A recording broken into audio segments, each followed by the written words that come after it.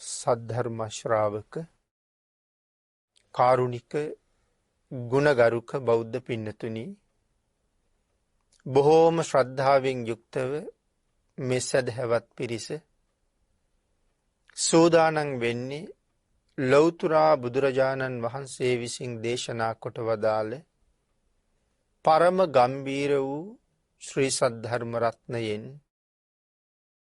අබමල් රේණුවකටත් වඩා අඩු බොහෝම පුංචි කොටසක් දේශනා කරවගෙන ධර්ම ගෞරවය පෙරදරි කරගෙන දේශනාගත ධර්මයේ ශ්‍රවණය කරන්නත්, එසේ ධර්ම ශ්‍රවණය කිරීමෙන් ලැබෙන අවවාද අනුශාසනා තම තමන්ගේ ජීවිතවලට එකතු කරගෙන වඩාත් නිවැරදි මෙලව ජීවිතයක් සකස් කරගන්නත්, නිවැරදි වුණ මෙලව ජීවිතයක් තුළින් සුගතිගාමී වූ පරලොව ආයිති භවයකින් සැනසීමේ උතුම් පරමාර්ථයත් ඇතුවයි ධර්ම ශ්‍රවණය කරන්න සූදානම් වෙන්නේ.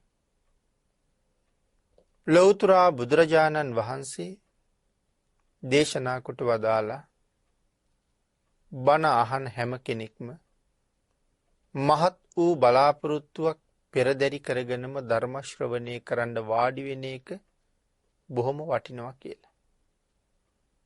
ඒ බලාපොරොත්තුව තමයි මේ ධර්ම දේශනාව ශ්‍රවණය කරන අතරතුරදීම මාගේ පංච නීවරණ ධර්මයන් යටපත් වේවා.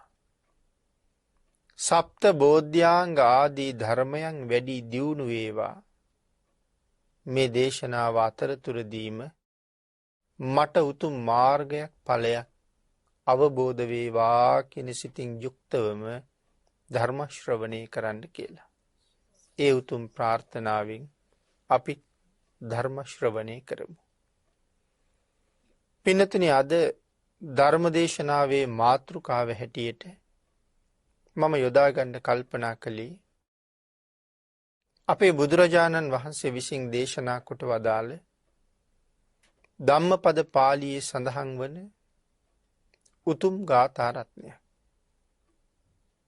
චිත්ත වර්ගයේ සඳහන් වෙන මේ ගාථාව දිසෝ දිසං යන්තං කෛරා වේරී වාපන වේරී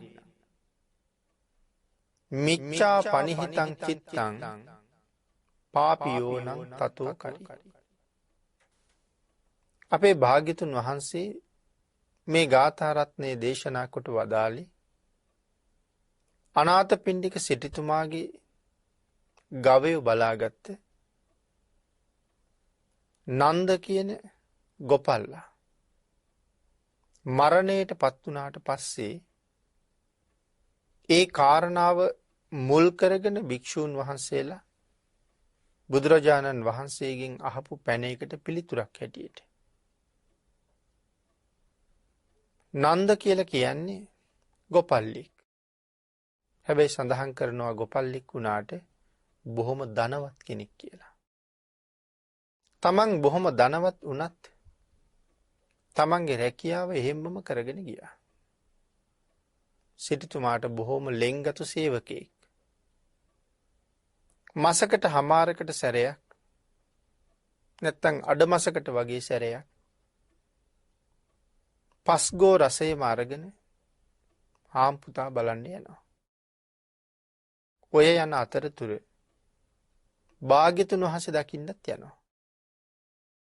සිටුතුමාගේ ගෙදරදිත් මුණ ගැහෙනවා. විහාරයට ගිහිල්ලත් මුණ ගැහෙනවා. බොහෝම ශ්‍රද්ධාවෙන් බණත් අහනවා. නන්දට එක දවසක් හිතුණා බුදුරජාණන් වහන්සේ මගේ ගෙදරටත් වැඩම කරවලා දානයක් දෙන්න තිබුණොත් කොච්චර හොඳද කියලා. ඒ නිසා ආරාධනාවක් කළා, ස්වාමීනී අපේ ගෙදරත් දානෙකට වඩින්න කියලා. ආරාධනාව බාරගත්ත බුදුරජාණන් වහන්සේ. හැබැයි වඩින්නේ කවද්ද කියන කාරණාව සඳහන් කළේ නැහැ. ඉතින් නන්ද බලාගෙන හිටියා මට දවසක් ලබා දෙයි කියලා. මෙහෙම කාලයක් ගෙවිලා ගියා. නමුත් තාම නන්දගේ ආරාධනාවට දිනයක් නම් නැහැ. නමුත් බුදුරජාණන් වහන්සේ දන්නවා නන්දගේ ආරාධනාවට නන්දගේ ගෙදරට වඩින්න ඕනේ කොයි කාලෙද කියලා. නන්ද බොහෝම ශ්‍රද්ධාවන්තයි. නමුත් තවම නන්දගේ ප්‍රඥාව මෝරලා නැහැ. නන්දට උතුම් වූ අර්ථයක්ම කරන්න ඕනේ. එහෙනම් භාග්‍යතුන් වහන්සේ තාම දිනයක් නොදී බලාගෙන ඉන්නේ නන්දගේ ප්‍රඥාවත් යම් පමණකට වැඩෙනකම්. බුදුරජාණන් වහන්සේ එක දවසක් භික්ෂූන් වහන්සේලාත් එක්ක ධර්මචාරිකාවේ වැඩියා. ඒ වැඩලා ආපහු වඩින ගමන් නන්දගේ ගෙවල් පැත්තෙන් වැඩියා. ඒ ආසන්නයේ තිබිච්ච වනලැහැබක භාග්‍යතුන් වහන්සේ විවේක ගත්තා. නන්දට ආරංචි වුණා බුදුරජාණන් වහන්සේ අපේ ගෙවල් ළඟටම වැඩලා කියලා. නන්ද වහාම බුදුරජාණන් වහන්සේ වැඩ ඉන්න තැනට ආපහු ගියා. වන්දනා කරලා ටික වෙලාවක් සතුටු සාමීචී කතා බහ කරලා නන්ද ආයෙත් ආරාධනාව බුදුරජාණන් වහන්සේට මතක් කළා. ස්වාමීනි හෙට මගේ දානි පිළිගන්න බැරිද කියලා. බුදුරජාණන් වහන්සේ හෙට දානෙට ගෙදරට වඩින්න පොරොන්දු වුණා. නන්දට පුදුම සතුටක්. භාග්‍යතුන් වහන්සේ වැඩ ඉන්න ප්‍රදේශයේ ඉඳලා නන්දගේ ගෙදරට යනකම් හරියට නිකන් දිව්‍යමය මාවතක් වගේ මග දෙපස හරි ලස්සනට නන්ද සකස් කළා. නන්දගේ ගෙදර දිව්‍ය විමානයක් වගේ නොයෙක් ආකාරයෙන් සරසලා බුද්ධ ප්‍රමුඛ මහා සංඝරත්නයට හෙට දානේ. මේ කතාවෙනුත් නන්දගේ ධනවත්කම ගැන ආපහු කියනවා. හෙට දානෙට ආරාධනා කරලා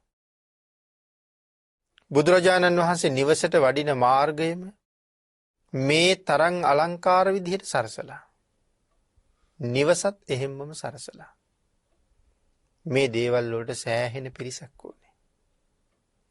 ඒ දේවල් වලට සෑහෙන ධනයක් ඕනේ.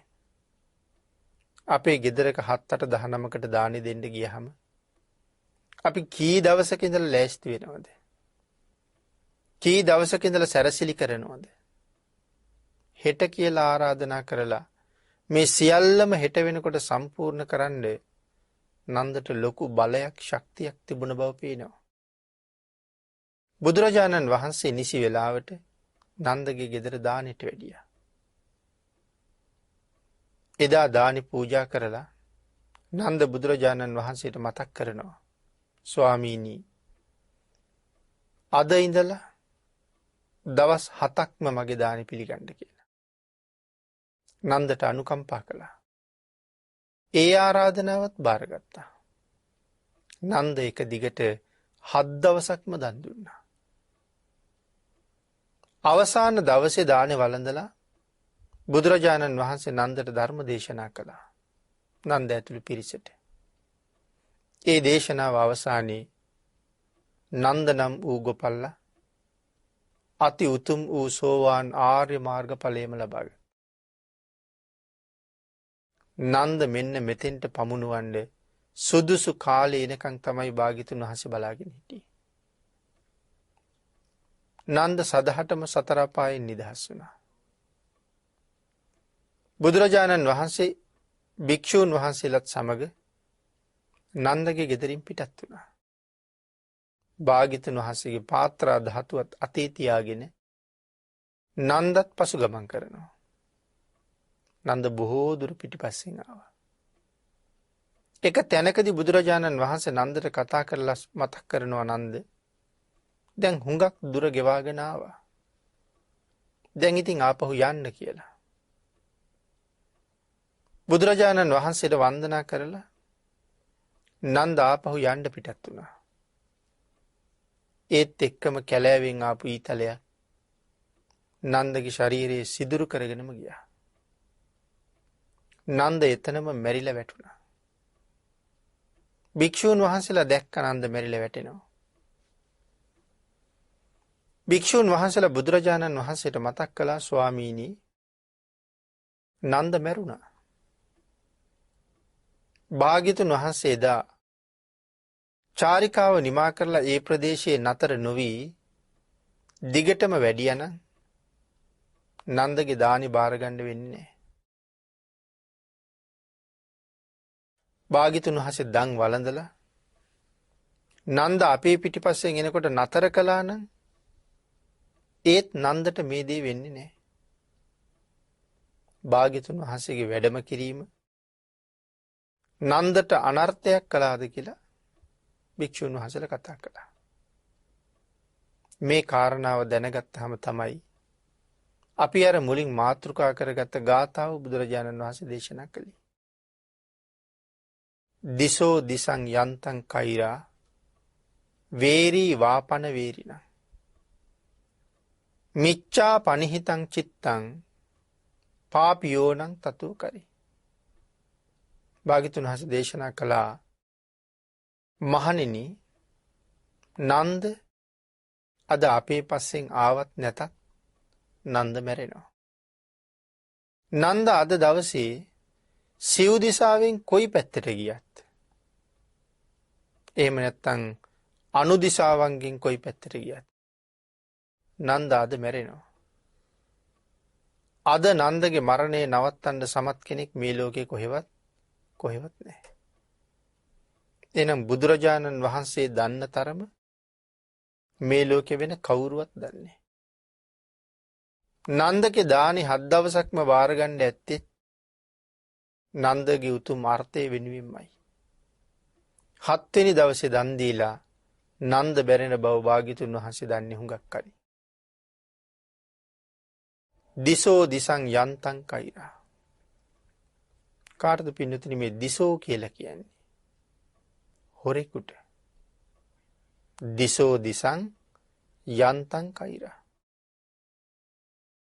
සාමාන්‍ය මිනිස්සු අතරත් අඬ දබර ඇති වෙනවා. සාමාන්‍ය මිනිස්සු අතරත් ගහමරා ගැනීම ඇති වෙනවා. සාමාන්‍ය මිනිස්සු අතර පලි ගැනීම ඇති වෙනවා.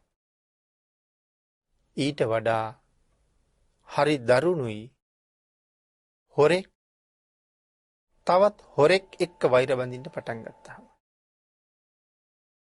සිංහයෙක් මුවෙක් අල්ලන්න කුළු හරකෙක් අල්ලන්න යනකොට ඒ සිංහයාට එතන කිසි සටනක් නැහැ. ඒ සතා නිකම්ම යටත්. කොටියෙක් මුවෙක් ගෝනෙක් කුළු හරකෙක් අල්ලගන්න යනකොට ඔහුටත් ලොකු සටනක් නැහැ. ඒ සත්තු හැම කෙනෙක්ම සිංහයාගේ කොටියගේ ගොදුරක් වෙනවා. හොරෙක් අපේ ගෙදරට ආවොත් අපේ ගෙදර බඩු ටික පැහැර ගන්න හොරාට ලොකු අපහසුයක් නැහැ. ආයුධයක් වගේ දෙයක් පෙන්නලත් අපි බය කරන්න පුළුවන්. සෙල්ලම් කරන්න හදාපු තුවක්කුවක් පෙන්නලත් අපි බය කරන්න පුළුවන්. ඊටාම පහසුවෙන් අපේ බඩු මුට්ටු ටික අරගෙන යන්නත් එයාට පුළුවන්. නමුත් තමන් හා සමාන මහ බලවත් හොරෙකුගේ ගෙදර ගිහිල්ලත් එහෙම පහසුවෙන් බඩු ගන්න පුළුවන් වෙයිද? කවදාවත් වෙන්නේ නැහැ. ඒ නිසා සිංහෙක් ගැටුමකට අවතීර්ණ වුණොත් ඒක හරි බිහිසුණුයි. ඇතෙක් එක්ක පොරබදන්න පටන් ගත්තොත් ඒකත් බිහිසුණුයි. හොරෙක් එක්ක පැටලුණොත් ඒකත් බිහිසුණුයි. අන්න ඒකයි දේශනා කළේ දිසෝ දිසං යන්තං කෛරා වේරී වාපන වේරිණං. වෛරක්කාරයෙක් එක ගැටෙනකොට එතන තියෙන්නේ මහ බිහිසුණු ගැටුමක්. දෙන්නම තරහකාරයි. භාග්‍යතුන් වහන්සේ එහෙම දේශනා කරලා ඊළඟට දේශනා කළා මිච්ඡාපනී හිතං චිත්තං පාපියෝනං තතෝ කරි. හොරෙක් එක්ක ගැටෙනවට වඩා වෛරක්කාරයෙක් එක ගැටෙනවට වඩා පාපේ පිහිටෝපු හිත දස අකුසලේ පිහිටෝපු හිත අපිට ලොකු අනර්ථයක් කරනවා කියලා. මේ ගාථාව භාග්‍යතුන් වහන්සේ දේශනා කරලා ගාථාව විස්තර කරලා පැහැදිලි කළා. එහෙනම් අවසානයේ සඳහන් කළේ දස අකුසල කර්මපතේ අරට වඩා හරි භයානකයි කියලා. පින්තුනි මෙහෙම හිතුවොත්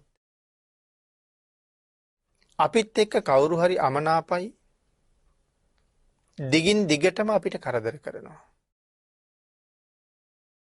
නිතරම අපෙන් පලිගන්න උත්සාහ කරනවා. ඔහු අපිට කළොත් ලොකුම අපරාධයක් කරන්න තියෙන ලොකුම අපරාධය තමයි මරලා දාන එක.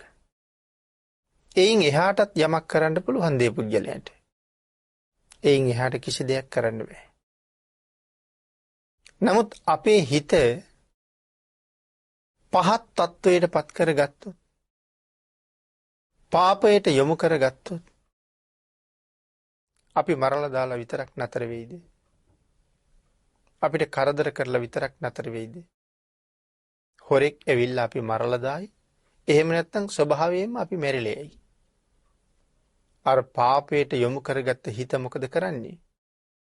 මම අපායට මරන් යනවා. එක්ක නිරේට ගෙනියනවා. නැත්තම් තිරිසන් ලෝකෙට ගෙනියනවා. එහෙම නැත්තම් പ്രേත ලෝකෙට අරන් යනවා. එහෙමත් නැත්තම් අසුර ලෝකෙට අරන් යනවා. දැන් අර හොරාට ඒ වැඩේ කරන්න පුළුවන්ද? හොරාට පුළුවන් මම මරන්න විතරයි.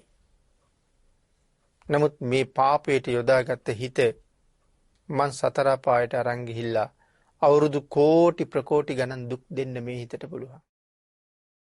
එහෙනම් හොරාට වෛරක්කාරයට වඩා හිත නපුරු නැද්ද? වැරදියට පිහිටව ගත්ත හිත ඊට වඩා හරි භයානකයි කියලා මේ සඳහන් කළේ. දස අකුසල කර්මපත. මොනවද මේ දස අකුසල් කියලා කියන්නේ? කයෙන් කරන වැරදි තුනක් තියෙනවා. වචනයෙන් කරන වැරදි හතරක් තියෙනවා. හිතින් කරන වැරදි තුනක් තියෙනවා.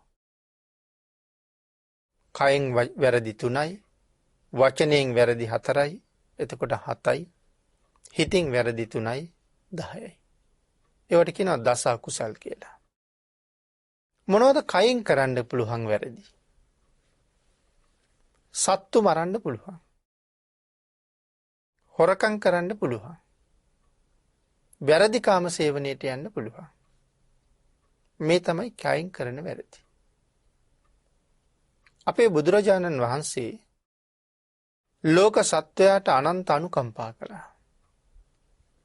භාග්‍යතුන් වහන්සේ අපිට දේශනා කළා මේ ලෝකේ ජීවත් වෙන අය දවසක අනිවාර්යෙන් මැරෙනවා.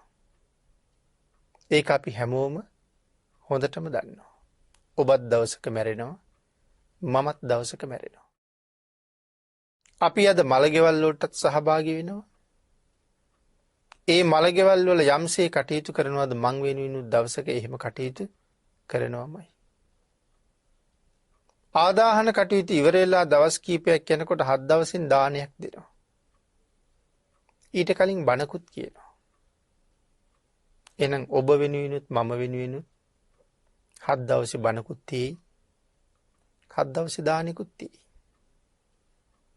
ඒ කියන්නේ එහෙනම් මේ ලෝකේ ඉන්න අපි ඔක්කොම දවසක මැරෙන බව නියතයි. හැබැයි බුදුදහමට අනුව මැරුණ කෙනා ආපහු උපදින බවත් සත්‍යයි. එතකොට මේ ලෝකෙ මිනිහෙක් හැටියට ඉඳලා මැරුණහම ආය උපදින බව සත්‍යයි. හැබැයි කොහෙද උපදින්නේ? ඒක අපි කවුරුවත් දන්නේ නැහැ. උපදින තැන දන්නේ නැහැ. නමුත් බුදුරජාණන් වහන්සේ අපිට පැහැදිලි කළා මැරිච්ච කෙනා නැවත කොහෙද උපදින්නේ කියලා තීරණය කරන්නේ මේ ලෝකේ කවුරු විසින්ද කියලා. හැබැයිවටම අපි උපදින තැන ආපහු තීරණය කරන වෙන කවුරුවත් ਸਰව බලධාරී පුද්ගලයෙක් ඉන්නවද? එහෙම කෙනෙක් නැහැ. එහෙනම් කවුද අපි උපදින තැන තීරණය කරන්නේ? ජීවත් වෙන කාලේ අපි විසින් ආරක්ෂා කරගත්ත සීලය. සීලය තමයි සත්වයා උපදින තැන තීරණය කරන්නේ. එහෙමනම් මේ උතුම් සිල් අපි හැමෝගම ළඟ තියෙන්න ඕනේ නැද්ද? සුගතියක උපදින්න බලාපොරොත්තු වෙනවා නම් තියෙන්න ඕනේ. දුගතියක උපදින්න බලාපොරොත්තුවක් කල්පනාවක් කැමැත්තක් තියෙනවා නම් අපි ඉන්න විදිය බොහොම හොඳයි. දුගතියට නොයන්න නම් සීලයක පිහිටන්නම වෙනවා. සීලේ පිහිටන්න කියලා සඳහන් කරාම මොන සීලේ පිහිටනවද? පන්සිල් තියෙනවා. අටසිල් තියෙනවා. නවාංග උපෝසත සිල් තියෙනවා. ආජීවාෂ්ටමක සීලේ තියෙනවා.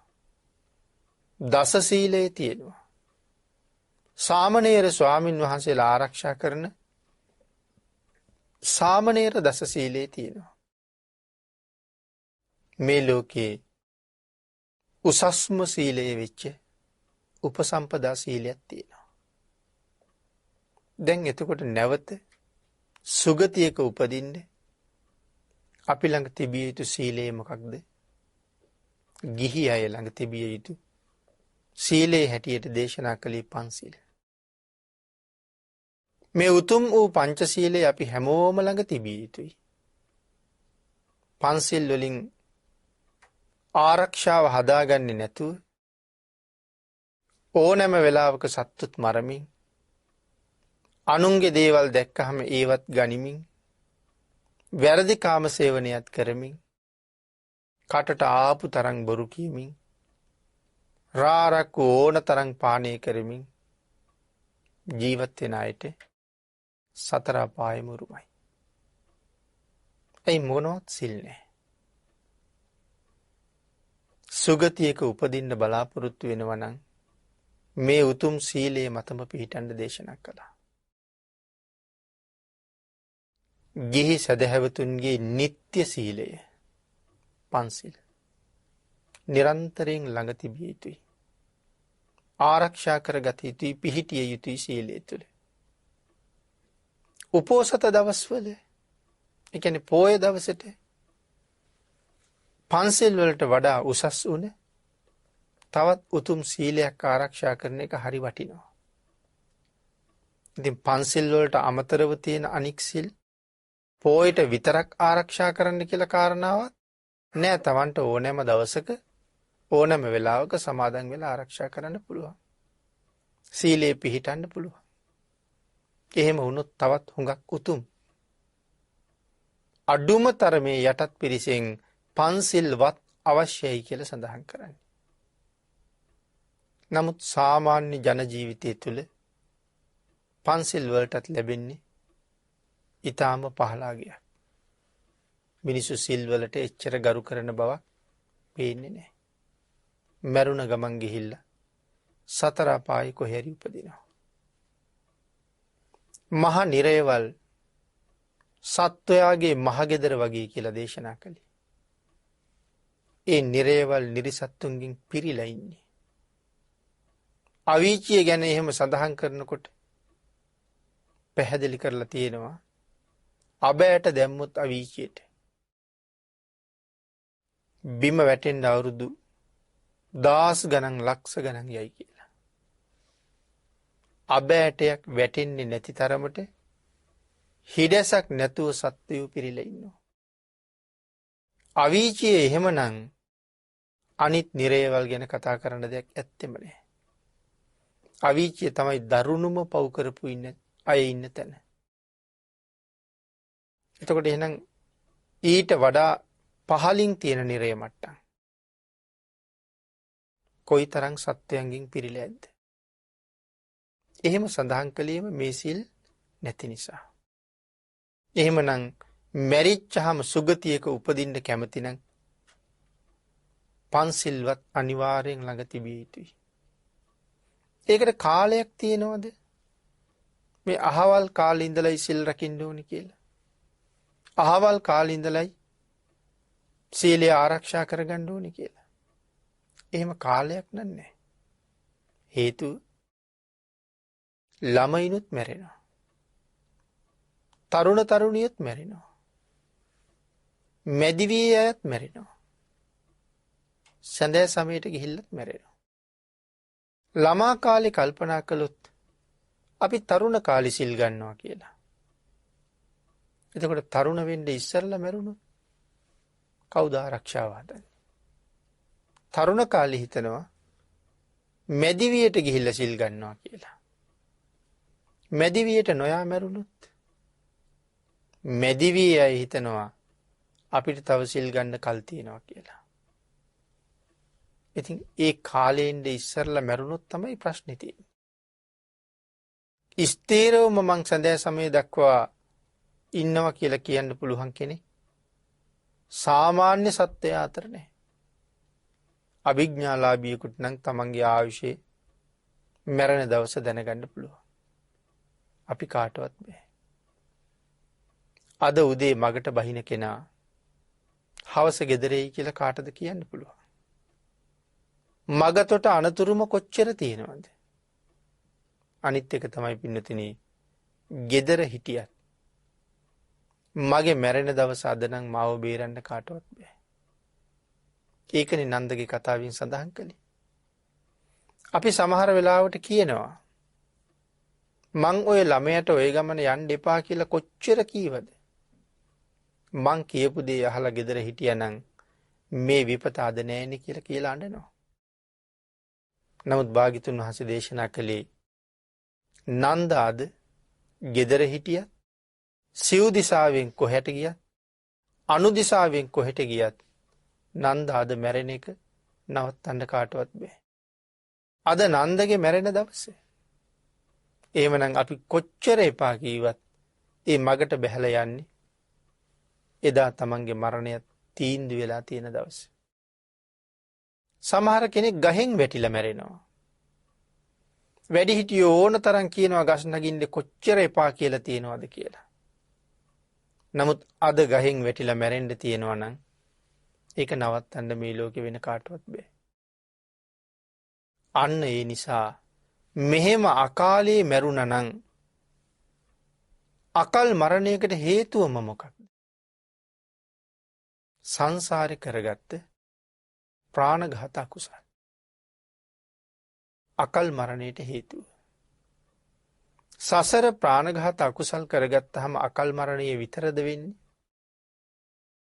මුලින් යන්නේ නිරේට.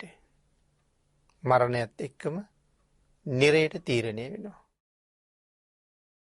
සංජීවය කියන නිරේට තමයි ප්‍රාණඝාත කරපු අය වැඩියෙන්ම යනවා කියලා සඳහන් කරන්නේ. ඒ මොන වාගේ ප්‍රාණඝාත කරපු අයද? කූඹි මරාපු අය යන්නෙත් එහි. මදුරුව මරාපු අය යන්නෙත් එහි. හරක් මරාපු අය යන්නෙත් එහි. අලිය කොටිය මරාපු අය යන්නෙත් එහි. එහෙනම් ඊතා කුඩා කූඹියාගේ මදුරුවාගේ ඉඳලා මහලුකු අලි කොටි දක්වා සත්තු මරාපු අය මේ සංජීවය කියන නිරේටම තීරණය වෙනවා. වැඩිපුරම. ඔය අතර අම්මා මැරුවොත් තාත්තා මැරුවොත් ඒ අය සංජීවයට තීරණය වෙනවද? ඒ අය කෙලින්ම අවීචයට තීරණය වෙනවා. මහම නිරේට තීරණය වෙනවා. මිත්‍යා දෘෂ්ටිකයෝ අවීචයට තීරණය වෙනවා. මේ වාගේ එක එක්කෙනාගේ පාපයේ මට්ටමට ඒ අය ගමන් කරන නිරේ සමුදායන් නැත්නම් මහ නිරේවල් 8ක් භාග්‍යතුන් වහන්සේ දේශනා කළා. එනම් ප්‍රාණඝාත කරලා සාමාන්‍යයෙන් සංජීව කියන නිරේට තමයි ගමන් කරන්නේ. සංජීවයේ ආයුෂ කොච්චරද? ධර්ම දේශනාවල නම් බොහෝම සඳහන් කරලා තියෙනවා ඒ කියන්නේ. චාතුම් මහා රාජික දෙවියෙකුගේ ආයුෂ අපේ අවුරුදු වලින් මනුස්ස අවුරුදු වලින් ගණන් හැදුවොත් අවුරුදු 90යි. චාතුර් මහා රාජික දෙවියෙකුගේ ආයුෂ අවුරුදු 90යි. මේ 90 සංජීවයට එක දවසයි. අපට දවසකට පැය 24යි. සංජීවයේ දවසකට දෙවියන්ගේ ආයුෂයෙන් අවුරුදු එහෙම නැත්නම් දෙවියන්ගේ මුළු ආයු කාලය සංජීවයට එක දවසයි. ලක්ෂ 90,360ක් සංජීවයට අවුරුද්දයි. එවන් අවුරුදු 500ක් සංජීවයට අවශ්‍යයි. සංජීවී දුකේ නිමක් සීමාවක් නැහැ. බුර බුරාද නැගෙන ගිනි දැල් මැද්දේ අනන්ත දුක් විඳින්න ඕනේ. යමපල්ලු ගහනවා, හෙල්ලවල් වලින් අනිනවා, උපකරණ ගෙනත් කපනවා. මේ නොයෙක් ආකාරී දුක් තියෙනවා. එතකොට පින්නතුනි හිතන්නකෝ මේ තරම් දීර්ඝ ආයුෂ තියෙන නිරයක එච්චර දුක් විඳින්න නම් මදුරුවෙක් මරන්න ඕනේද කියලා. මදුරුවා මැරුවා කියලා ඉවරයක් තියනවද? එකෙක් මරහම ජීවිත කාලෙම මදුරුව කන්නේ නැත්තම් කමක් නෑ. නමුත් එකෙක් මරලා ඉවර වෙනකොට තව එකෙක් කනවනේ. ඒක මරලා ඉවර වෙනකොට තව එකෙක් වහනවනේ. එහෙනම් මදුරුව කණ එකේ ඉවරෙකුත් නෑ. අඥාන සත්‍යය මරණ එකේ ඉවරෙකුත් නෑ. අන්න ඒ නිසා භාග්‍යතුන් වහන්සේ දේශනා කළේ ප්‍රාණඝාතයෙන් වළකින්න කියලා. අපි සමහර වෙලාවට සමාජ කතා කරනවා බුද්ධ ආගමට වින කරන අය බොහොම ඉන්නවා කියලා. බුදුදහම නැති කරන්න, බුදුදහම විනාශ කරන්න නොඑක් උපක්‍රම යොදන අය බොහොම ඉන්නවා කියලා. එහෙම අයත් ඉන්නවා. නමුත් ඒ අයට බුද්ධ ආගම විනාශ කරන්න පුළුවන්ද? ඒ කාටවත් මේ දහම විනාශ කරන්න බෑ. නමුත් මේ දහම විනාශ කරන්න පුළුවන් කාටද? ඒ දහම විනාශ කරන්න පුළුවන් අපටමයි. ලංකාව වගේ රටවල් බෞද්ධ රටවල් කියලානේ අපි කියන්නේ. එහෙමනම් බෞද්ධ රටක තියෙන්න ඕනේ මොන ප්‍රතිපත්තියද? බෞද්ධ ප්‍රතිපත්තිය. පින්නතන හිතලා බලන්නකෝ අපි ගාව තියෙන බෞද්ධ ප්‍රතිපත්ති මොනවද කියලා. බුදුරජාණන් වහන්සේ දේශනා කළේ ප්‍රාණඝාත කරන්න එපා නම් ප්‍රාණඝාතයෙන් වැළකෙන්න මොනවද ලැබෙන්නේ? දීර්ඝායුෂ. ප්‍රාණඝාතයෙන් වැළකෙන්න දීර්ඝායුෂ ලැබෙනවා. අපේ කෙනෙක් අකාලේ මැරිලා. අපි කියමු දරුවෙක් මැරිලා. අපි බොහෝම පින්කම් කර පින් අනුමෝදන් කරනවා. නැවත කවදාවත් මෙවන් අකල් අවාසනාවන්ත මරණ තත්ත්වයක් ඇති නොවේවා කිය අපි ප්‍රාර්ථනා කරනවා. ඒ ප්‍රාර්ථනාවෙන් පුළුවන් වෙයිද අපේ ඥාතියා අකල් මරණයෙන් බේරෙන්න? ඔහු සංසාරේ කරගත්ත කර්ම ඔහුට අනිවාර්යෙන් විපාක දෙනවා. නමුත් යම් ප්‍රමාණයක හෝ අස්වැසිල්ලක් ලබලා දෙන්න නම් අපි ප්‍රාණඝාතයෙන් වැළකීලා ඒ පින අනුමෝදන් කරන්න පුළුවන් වුණොත් ලොකු ශක්තියක් ලැබෙන්න පුළුවන්. අම්මා කෙනෙකුට තාත්තා කෙනෙකුට හිත හැකි මගේ පුතා මැරුණ දවසේ ඉඳලා අවුරුදු 5ක් කියමු. මේ අවුරුදු 5 මම කූඹියෙක්වත් මැරුවේ නැහැ. එහෙනම් කිසිම ප්‍රාණඝාතයක් නොකර අවුරුදු 5ක් ආරක්ෂා කරගත්ත ඒ සීලේ ආනුභාවයෙන් නැවත කවදාවත් මගේ දරුවට මෙවන් අකල් මරණයක් වෙන්න එපා කියලා ආශිර්වාද කළොත් පින් දුන්නොත් ආන් ඒ කුසලයට ලොකු ශක්තියක් තියෙනවා ඔහු අකල් මරණයෙන් මුදවන්න. ඉතින් මේ විදිහට භාග්‍යතුන් වහන්සේ මේ හැම කරුණක් ගැනම ඊටාම ගැඹුරට දේශනා කළා. හොරකමත් එහෙමයි. අපේ දේවලුත් මිනිස්සු හොරකම් කරනවා. ඇයි මිනිස්සු අපේව හොරකම් කරන්නේ? පෙර අපි අනුන්ගේ දේවල් හොරකම් කරලා තියෙන හින්දා. අපි අනුන්ගේ දේවල් කවදාවත් හොරකම් කරලා නැත්තම් අපේ දේවල් මහ පාරේ දාලා ගියත් කවුරුවත් හොරෙන් ගන්නෙ නැහැ. කාටවත් ගන්න හිතෙන්නේ නැහැ. හම්බුනොත් හොයාගෙන ඇවිල්ලා දීලා යනවා. ඊටාම කලාතුරකින් එහෙම අවස්ථා මේ සමාජයේ අපි අහනවා දකිනවා. එහෙනම් තමන්ගේ දේවල් කවුරුවත් හොරා ගන්නවට අකමැති නම් ඒකට හදන හොඳම ආරක්ෂාව තමයි අපි කාගේවත් දේවල් හොරකම් නොකරන එක.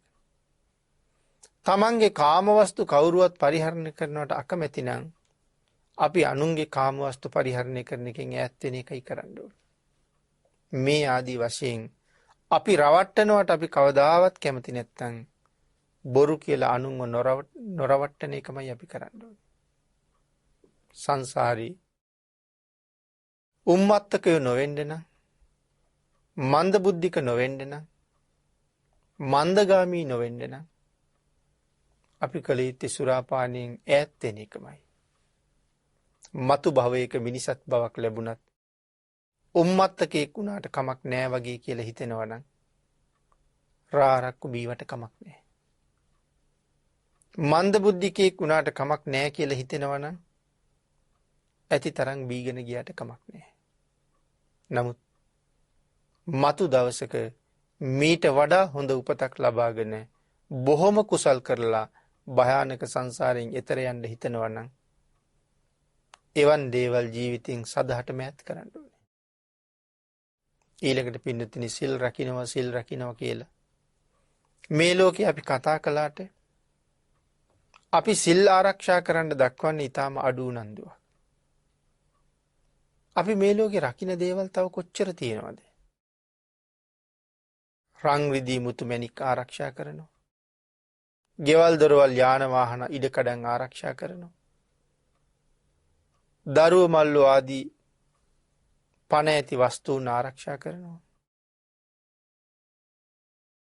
පණ ඇති පණ නැති මේ ආරක්ෂා කරන වස්තුවක් යම් ආකාරයකින් විනාශයට පත් වුනොත් සුළු හෝ පළුද්දක් දැක්කොත් අපිට කොච්චර දුකක් ඇති වෙනවද? අපි හිතමු අලුතෙන් අරගත්ත වාහනයක් කටුවත්තක වැදිලා සීරුණා. නැත්නම් බිත්තියක ටිකක් ගෑවිලා සීරුණා. වෙන වාහනයක ගෑවිලා සීරුණා. කොච්චර දුකක් දැනෙනවද කියලා හිතන්න. සමහරලාට අන්‍ය අයත් එක්ක රණ්ඩු කරගන්නවා ඒ කාරණාවට. ගහගන්නත් යනවා ඒ කාරණාවට. වහාම හෙටම ගිහිල්ලා ආපහු සීරිච්ච තැන පිළියම් කරගන්නවා. ඒ වගේ අනිත් දේවල් ගැනත් හිතන්නකෝ. ඒ දේවල් වලට එච්චර කැමැත්තෙන් එහෙම කළාට අපි ආරක්ෂා කරන සීලයේ paludu වෙන තරම් නම් සීමාවක් නැහැ. හැබැයි සිල් paludu වුණාද කියලා දන්නේවත් නැහැ. අර යකඩ ගොඩවල් රකින්න තරම් තියෙන උවමනාව සසර මම සුගතිය උපද්දවන සීලේ රකින්න අපිට උවමනාවක් ඇත්තෙම නැහැ. මොනම හේතුවක් නිසා හරි අද සිල්පදේ ටිකක් paludu වුණා කියලා දුක හිතුන අය කීයෙන් කී දෙනා දින්නේ. වෙනත් කෙනෙක් අහිමි වෙච්චහම දවස් 2-3 නොකා ඉන්නවා. නමුත් සිල්පදයට හානි වුණානේ අවුරුදු ගාණක් රැකපු එක කියලා. එහෙම කිසිම දැනීමක් අපිට නැහැ. නමුත් ඒ තමයි මට යහපත හදන කාරණාව. මම සුගතියට ගෙනියන කාරණාව. අතන තියෙන තණ්හාවක්. ඒ තණ්හාව සමහරලට මං ගෙනියන්නේ දුගතියට. කයෙන් කරන වැරදි. වචනයෙන් කරන වැරදි.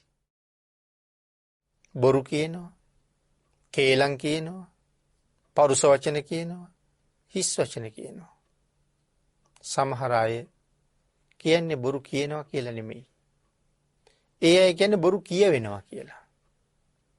ඒ කියන්නේ හොඳටම ප්‍රගුණ වෙලා තියෙන්නේ. දන්නේම නැහැ බොරුව කටින් එළියට යනවා. නමුත් ඒ සුගතියට යන්නද? ඒ කියන්නේ සිහියක් ඇත්තෙම නැහැ. ඒකයි කියන්නේ බොරු කියවෙනවා කියලා. නමුත් කවදාවත් අපිට නොතේරී බොරු කියවෙන්නේ හිතලම තමයි බොරු කියන්නේ. නමුත් අර ඒක හොඳට ප්‍රගුණ වෙලා නිසා කියන්නේ බොරුවක්ද කියන්නේ කේලමක්ද කියන්නේ පරුස වචනයක්ද හිස් වචනයක්ද කියන එක තේරෙන්නේවත් නැහැ. භාග්‍යතුන් වහන්සේ දේශනා කළා පුළුවන් තරම් එකකින් වළකින්න කියලා. හිතින් කරන අකුසල්, අවිද්‍යාව, ව්‍යාපාද, මිත්‍යා දෘෂ්ටි. මොනවද මේ අවිද්‍යාව කියලා කියන්නේ? දැඩි ලෝභය. සාමාන්‍ය අපි හැමෝම ගාව ලෝභකම් තියෙනවා. ඒ මම හොයාගත්ත සල්ලි වියදම් කරන්න. මගේ ඉඩ කඩන් තව කෙනෙකුට දෙන්න. මගේ ඉඩමින් කොටසක් පාරක් හදන එකට දෙන්නේ.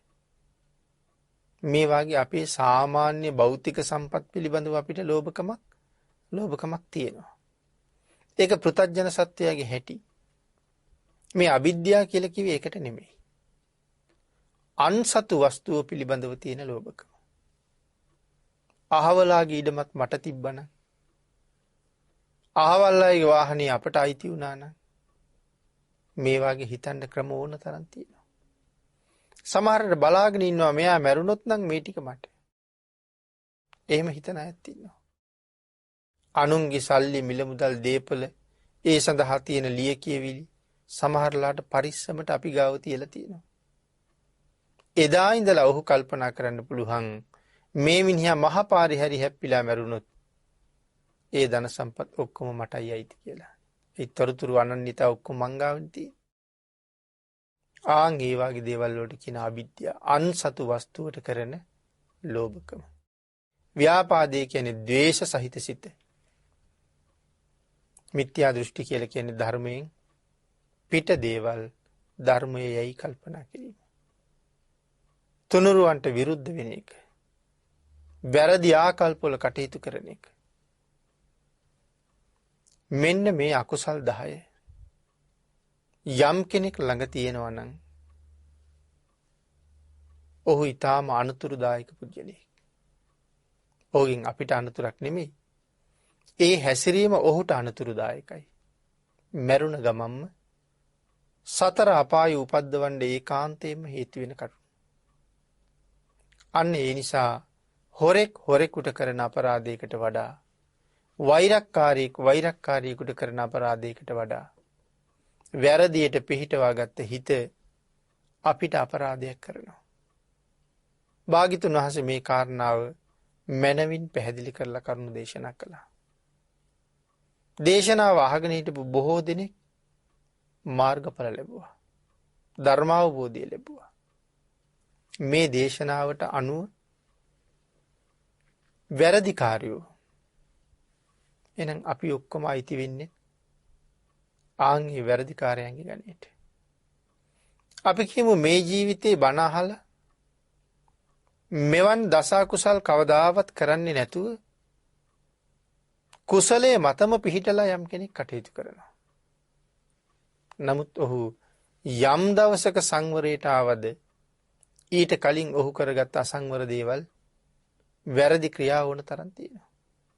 පෙර භවවල කරපුවා. පෙර ආත්මවල කරපු වැරදි. අද මෙහෙම හිටියට පෙර කරපු පව් ගොඩක් තියෙනවා අපි අපායට ගෙනියන්න බලාගෙන. මොකද මම කරපු පව් වෙන කවුරුවත් ගත්තේ නෑනේ. වෙන බඩමුට්ටු ටිකක් නම් අපි කොහේ හරි තැනක තියලා තියෙනවා.